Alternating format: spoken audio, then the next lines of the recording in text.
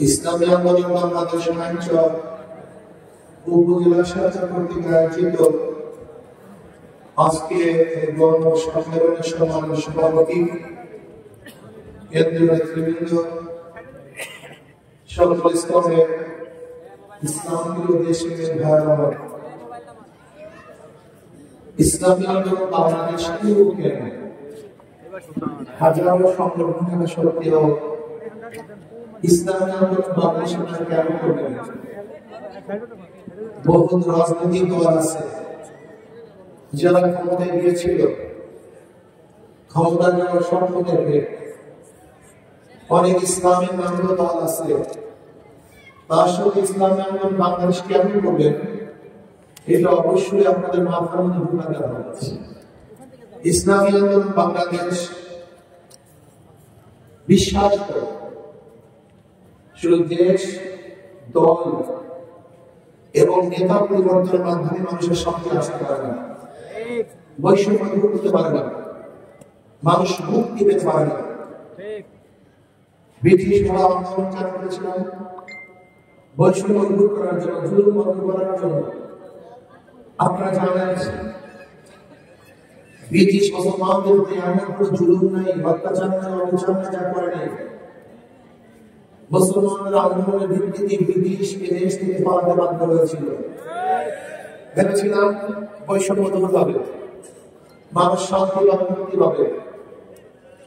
দেখলাম ভারতের সমস্ত মানুষ মুসলমানদের বৈষম্য করছে, তাদের সাথে বৈষম্য করছে, জুলুম করতেছে, অত্যাচার করছে, অবিচার করতেছে। আবার মুসলমানরা চিন্তা করলাম মুসলমানদের জন্য আলাদা ভূখণ্ড না হলে মুসলমান বৈষম্যের শিকার হবে, জুলুমের শিকার হবে, অত্যাচারের শিকার হবে, মুসলমানদের স্বাধীনতা থাকবে না।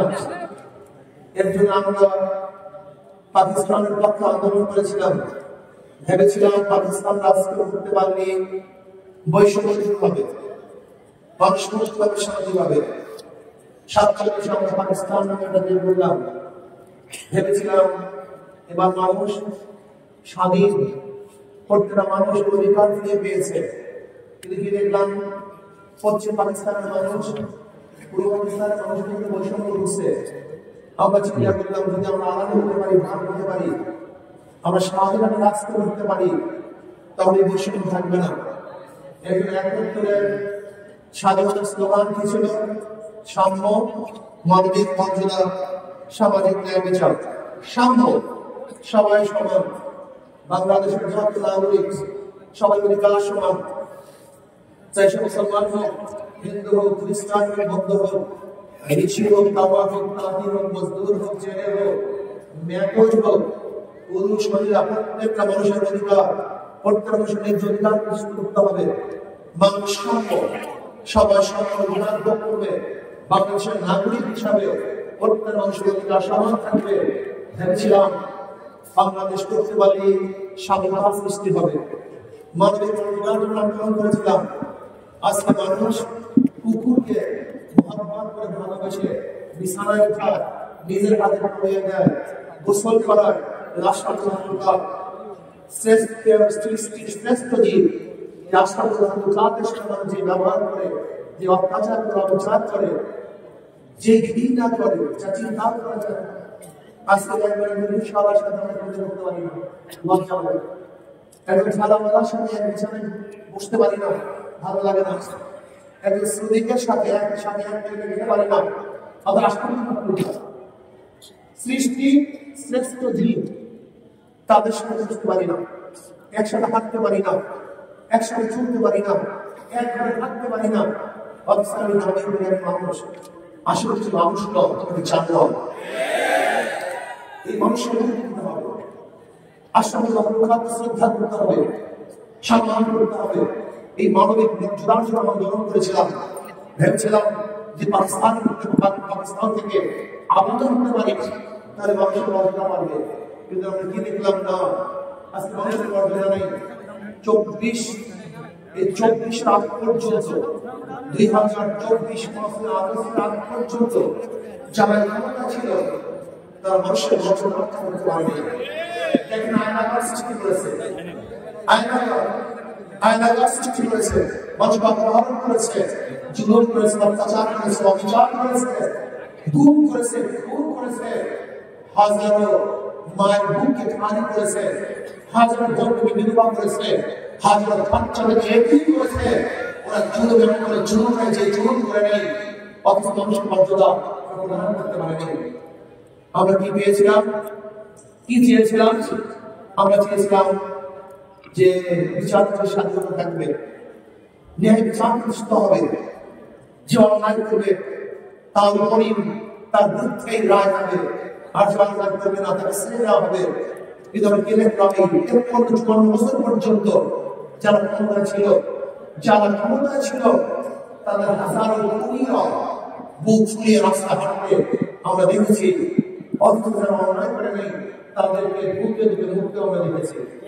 যারা অন্যায় করে নেই অথচ ধরিও না তাদেরকে আয়নার পরে বুকে করতে হয়েছে। আমরা দেখেছি আজকে একজন মানুষ 12 বছর পর্যন্ত ওই আয়নার পরের মধ্যে একটি অবস্থা ছিল। দেখুন মানুষ এটা সম্ভব। কারেন্টের সব কি করেছে দাদা? কি অন্যায় ছিল? নাই বিচার।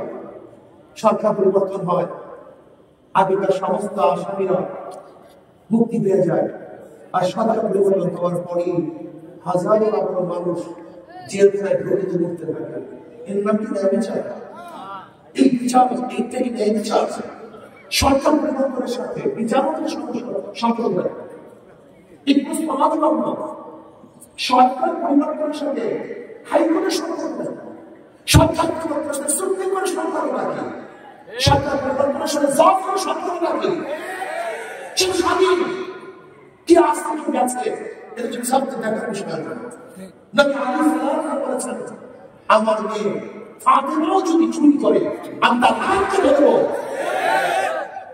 এটা কোন বিচার? সরকারের সাথে কিসের বিচারের সম্পর্ক? প্রশাসনের কি সম্পর্ক সরকারের সাথে? প্রশাসনের সম্পর্ক পুলিশ জনগণের, ম্যাজিস্ট্রেট জনগণের, ডিসি জনগণের, প্রত্যেকটা প্রশাসন জনগণের। এরা জনগণের সেবা করে না, সরকারের সেবা করে ব্যস্ত হয়ে যায়। আজকাল রাষ্ট্রীয় সম্পদ কোন প্রশাসন সরকারের সম্পত্তি নয়, এটা কার সম্পত্তি? রাষ্ট্রের। রাষ্ট্র সভা সরকার দলের। সরকার পরিবর্তন হয়, রাষ্ট্র পরিবর্তন হয় না। সরকার সরকার প্রশাসন ঠিক থাকে, এর কারণটা কি? প্রশাসন কোন সরকারের নয়, প্রশাসন রাষ্ট্রের। আমরা রাষ্ট্রের জন্য রাষ্ট্রের মালিক আমরা, আমাদের জন্যই প্রশাসন, আমাদের খাদের প্রশাসন তারা দাবিও করে আমরা জনগণের সেবক। প্রত্যেক প্রশাসন মালিকই আমরা জনগণের সেবক করতে চাই। অথচ প্রশাসনদেরকে এই সরকার সেবক নাম বানিয়ে জাল বানিয়ে ফেলেছে, সেবক মানে আদর বানিয়ে ফেলেছে। প্রশাসন আজকে আপনি যাবেন, একজন জনগণ যাবে, কোন সম্মান নাই, কোন ইজ্জত নেই। অথচ ডিসি সাহেবের পেশায় সচিব সাহেবের চিন্তা করা উচিত ছিল যে জনগণের ঘরে আসছে, সে ভিক্ষুক হোক, সে ডিসি হোক, আমার হোক, ও মাথার ঘাম পায় ফেলানোর টাকা দিয়ে আমি জীবিকা নির্বাহ করি, আমার সংসার চালাই, আমার ছেলে মেয়েদের মুখের মধ্যে আলো তুলে দেই। এই শ্রমিকদের টাকা, এই কৃষকদের টাকা, এই ব্যবসাদের টাকা, সরকারের টাকা কোথা থেকে আসে? আমাদের খাজনা, আমাদের ট্যাক্স, আমাদের ভ্যাট, আমাদের টাকা দিয়ে যে চাকরিজীবীরা জীবিকা নির্বাহ করে, আর এই জনগণের সাথে যে ব্যবহার করে যাচ্ছে আপনি মাথা মাঝে জনগণ, এদের টাকা আমরা চলি, এদের শ্রদ্ধা করার প্রয়োজন, সম্মান করার প্রয়োজন, এদের সেবা করার প্রয়োজন, এদের প্রয়োজন মিটানো আমার দায়িত্ব। দেখবেন কোন অফিসে যদি কোন কাজ নিয়ে যান, মনে হয় আপনার অপরাধ দুনিয়াতে কেউ নিচ্ছে, চুপচাপ আজকে যোদ্ধা, যারা রেমিটেন্স যোদ্ধা, যাদের মাধ্যমে বাংলাদেশে অর্থনৈতিক চাঙ্গা হয়, একটা পাসপোর্ট করতে গেলে পাসপোর্ট অফিসে যে ঝামেলা, যে চিন্তা করা যায়। আপনি চাঙ্গা বিশ্লেষণ করার জন্য পুলিশের পরিষ্কার তদন্তের জন্য সব জায়গায় যাবে। কেন ঝামেলা আমাদের আমাদের বাংলাদেশের নাগরিকের এরকম পাসপোর্ট থাকা যায় সেগুলো বরখাস্ত করবে সরকার, ঘরে তার পাসপোর্ট দিয়ে যাবে।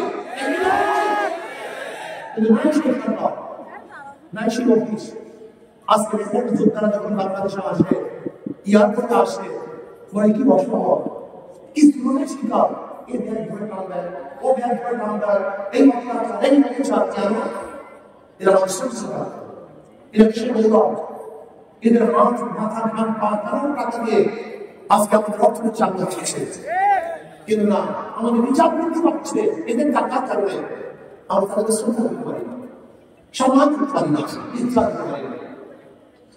হাজার হাজার আশারু মাকলুকাত, এই সৃষ্টির শ্রেষ্ঠ জীব মানুষগুলি ক্ষুধার কারণে ডাক দিয়ে তার কুকুরের সাথে একটা খাদ্যের জন্য লড়াই করবে। আজকে আশারু মাকলুকাত কেন বলতে বলবে? এই আশারু মাকলুকাত ধর্মহীন বৃষ্টির মধ্যে কুয়াশার মধ্যে কেন থাকবে? তাদের জন্য অসুস্থ ব্যবস্থা করবে। আজকে দেখেন বিগত শেখ হাসিনা আফগানিস্তান করছে, আফগান করছে, আপনি দেখেন তো সেই আফগানিস্তানের জন্য কত টাকা বরাদ্দ, আর তার বাবার মূর্তি বানাবার জন্য কত টাকা বরাদ্দ?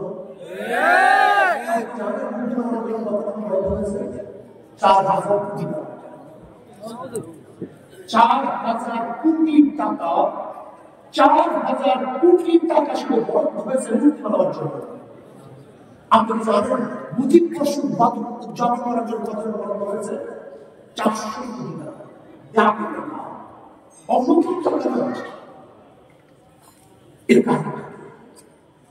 আসলে যারাই ক্ষমতা আসছে তারা জনবান্ধব কেউ নয়, এই জনবান্ধব কেউ নয়, এই দেশের স্বার্থে আসে না, এই জনগণকে শ্রদ্ধা ভালোবাসে না, করে না, সবাই শুধু ফ্যাক্টরি, শুধু খাই খাই, শুধু চাঁদাবাজি, জুলুম, অত্যাচার, বিচার। আমরা এটা করতে চাই না। এই বৈষম্য আন্দোলন কেন করেছিলাম? জুলুম থাকবে না, অত্যাচার থাকবে না, অবিচার থাকবে না, মানুষের বাপ শক্তি সামনে আসবে, কর্মীদের কর্মের সামনে আসবে, শ্রমিকদের শ্রমের সামনে আসবে, চাকরিজীবীদের চাকরির সামনে আসবে, ওটা থাকবে না। প্রত্যেক আমাদের যোগ্যতার ভিত্তিতে চাকরি পাবে এবং ন্যায্য অধিকার থেকে দেওয়া হবে। এর জন্য আমরা আন্দোলন করেছিলাম। কেন আন্দোলন করেছিলাম? আমার আন্দোলনের রাস্তায় আমাকে দোষ করা হবে না, স্বীকার করে না, আমরা টাকার রাস্তায় নামবো, গুন্ডার খবরে পড়বো না, শিক্ষা হবে না, আমরা আকাশের মধ্যে থাকবো, কেউ অত্যাচার করবে না।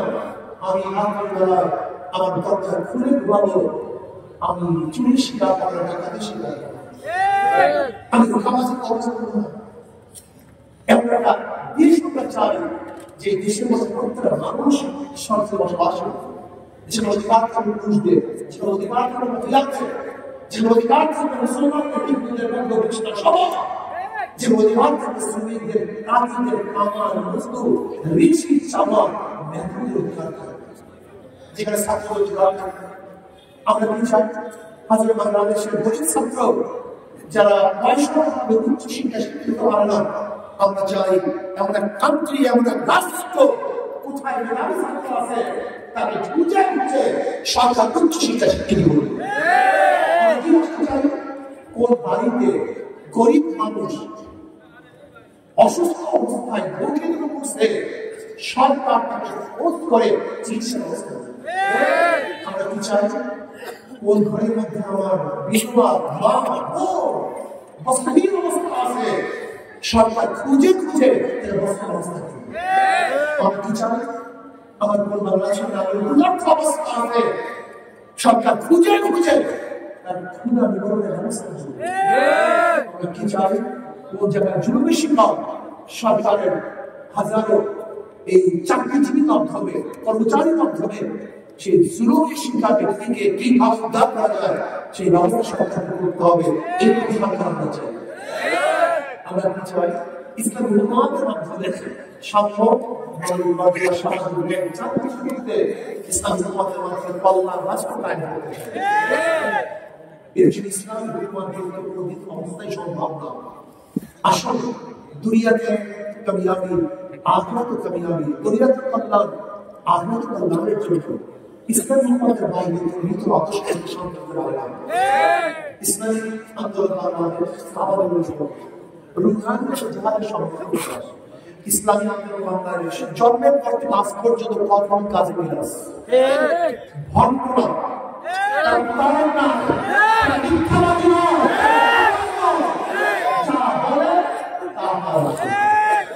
তাদের মুখে একটা কথা ইসলাম আন্দোলন কর্মীদের মধ্যে তাদের ইসলামী আন্দোলন বাংলাদেশ প্রথম থেকে জানা গেছে আমাদের একমাত্র নীতি আদর্শ করে আছে ইসলামী আন্দোলন বাংলাদেশ। ইসলামী আন্দোলন বাংলাদেশ এমন এক বার্তা যে বার্তা হাত যারা লোকের নির্বাচন করে তারা লোক চালাতে পারে, যারা ভবিষ্যৎ নির্বাচন করে ধান কাটতে পারে না, যারা নামটা নির্বাচন করে তারা নামটা করতে পারে না, যারা গাছ উঠানিয়ে নির্বাচন করে তারা লাকড়ি কাটতে পারে না, ধান কাটতে পারে না। কিন্তু হাত পাতা যে নির্বাচন করে সেটা চালাতে পারে, যারা নির্বাচন করে তারা চালাতে পারে।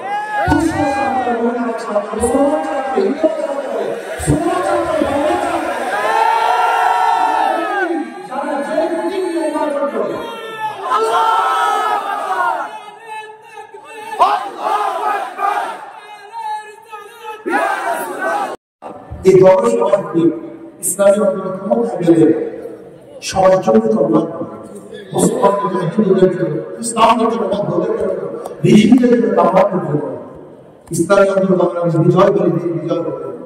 ইসলামী আন্দোলন বাংলাদেশ বিজয় করে এই জনগণ বিজয় হবে। ইসলামী আন্দোলন বাংলাদেশ ক্ষমতায় গেলে মানবতা ক্ষমতায় চলে। ইসলাম আমাদের সবাইকে সব মাত্রা দেখা যায়। আমরা নতুন বাংলা দেখেছি, ডিজিটাল বাংলা দেখেছি, স্মার্ট বাংলা দেখেছি, সবুজ বাংলা দেখেছি, সোনার বাংলা দেখেছি। আমরা বাংলা দেখতে চাই না, এবার দেখছি ইসলামী বাংলা।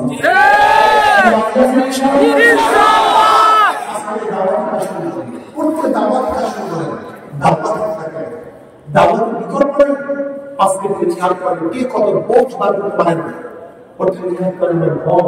আমার ধর্ম, আমার মা, আমার বুঝছি সবাইকে ইনশাআল্লাহ ইসলামী আন্দোলন দাওয়াত দেব। হাত পাতে ভোট দাঁড়িয়ে উদ্বুদ্ধ করবো রাজনীতি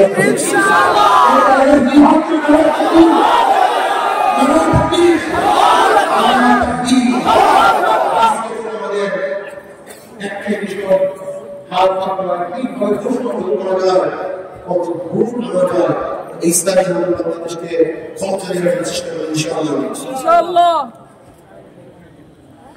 আগামী নির্বাচনে আমরা চিন্তা আমরা স্পষ্ট আমাদের প্রয়াসের নির্বাচন চাই, সংখ্যালঘুদের নির্বাচন চাই।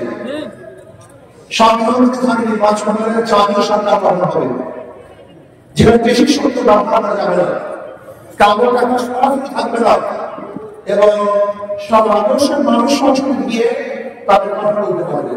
এদের রাষ্ট্রীয় নির্বাচনের বিকল্প নাই। যদি এর নির্বাচন হয় ইসলামী দলগুলি নিয়ে আমরা জোট করবো, ইনশাআল্লাহ একটা বাক্স করার চেষ্টা করবো। যদি কোনো স্বার্থের কারণে সে ছবি না আসে বা আমাদের মানুষের না আসে বা সংগঠনের না আসে, ইসলামী আন্দোলন বাংলাদেশ তৎকালীন সময় যেরকম বিগত দিন ইসলামী আন্দোলন বাংলাদেশ নির্বাচন করেছে, ইসলামী আন্দোলন বাংলাদেশও সেইভাবে ইনশাআল্লাহ প্রচার করব। আশা করি ইনশাআল্লাহ যদি আমরা চেষ্টা করবো জোট ভাবনা গ্রহণ করতে এবং নির্বাচন করতে, যদি ব্যর্থ পাই তখন সেটা আল্লাহ সবাইকে ইসলাম মাত্রায় রাখার চেষ্টা করব। আর আগামী অনেক বেশি বিশ্ববিদ্যালয় হবে, কোথায় থেকে কোনো জীবনটা কেউ জানা না,